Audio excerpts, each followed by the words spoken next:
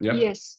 Okay, cool. So yeah, last week, from Monday through Thursday, Anthony and I and Shashank and Terry, we got to go to Grenoble in France and attend the 2024 CLE conference.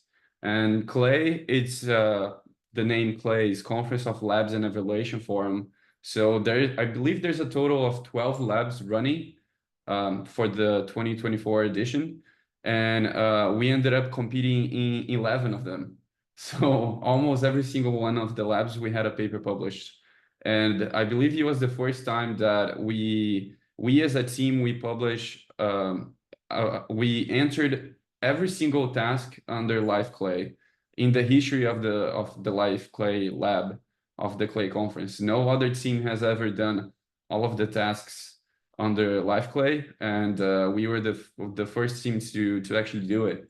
And Anthony was there, and he presented um, all of our findings in a 15-minute meeting, as well as other people that they were presenting what they came up with and their papers and all of that. So this is just a picture of us in front of the building of the main auditorium where the conference was. So this is also a picture of Anthony, and he's just presenting the slides for the Live Play conference. Anthony again just presenting about GeoLife Clay on the left and Plain Clay on the right. Um, and he also talked about e-risk, which was one of the tasks that he did with David. And he presented on e-risk. Also, Wenshin was able to present. She was not there in person, but she was presenting virtually. And she competed for I believe it was BioAsk, for the BioAsk lab, and she did quite well. She had two papers published, and she presented both of them at the conference. And then also Shashank, he participated in the IDDP lab, and he also presented. And you can see Shashank here, and then me and Anthony are sitting right there. Yeah, and this is just a picture that I took of Shashank during his presentation. So it was just really cool. Yeah, those are all the slides I have. Anthony put those together. Maybe next time or yeah, next meeting I'll share some of the pictures that I took during traveling, because the Europe was quite nice, and the landscape was really beautiful.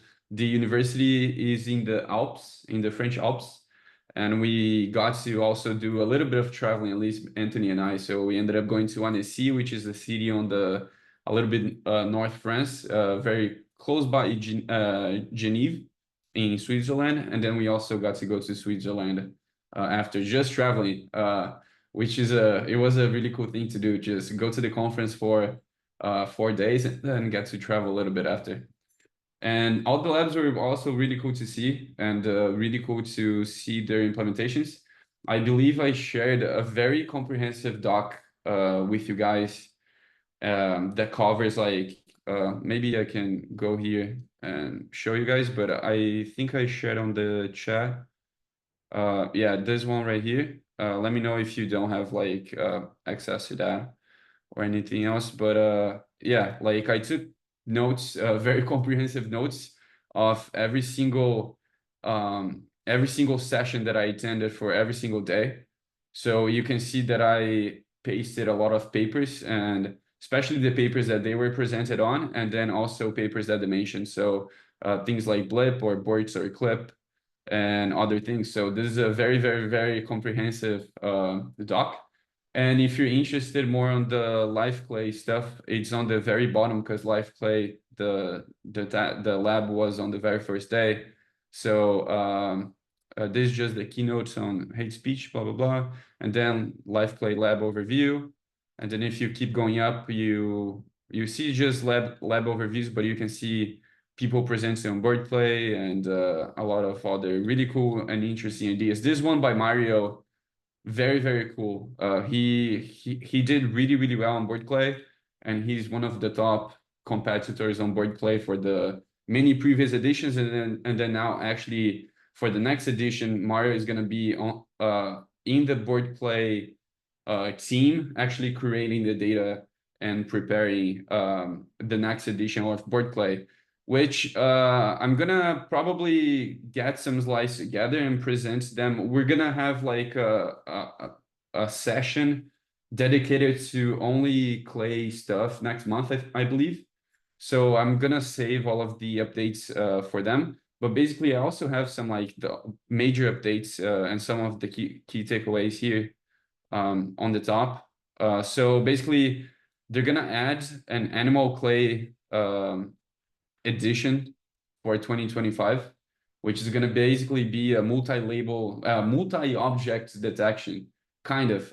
Like you gotta identify the object in the image, kind of like identify whales in images.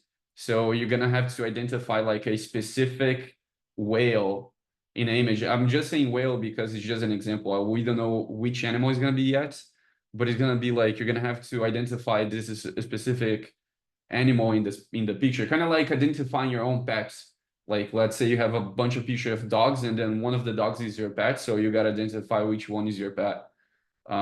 Also, board clay is gonna expanding and it's gonna be introducing amphibians and insects into the competition. I believe they're gonna be calling board clay plus. And fungi clay is gonna be focused more on few shots learning. Um, they're doing that because people are just getting very, very creative with data setting models and just creating better and more powerful models. So they're doing that as a way to constrain what people can do related to computing resources. And also Blank Clay, well, Hervé is actually Hervé is one of the organizers. He's fine-tuning the next model that he's going to be available for us. He's using 12 nodes on 8 GPUs, each running A100s and training for like 40 hours on that, which is a lot of compute.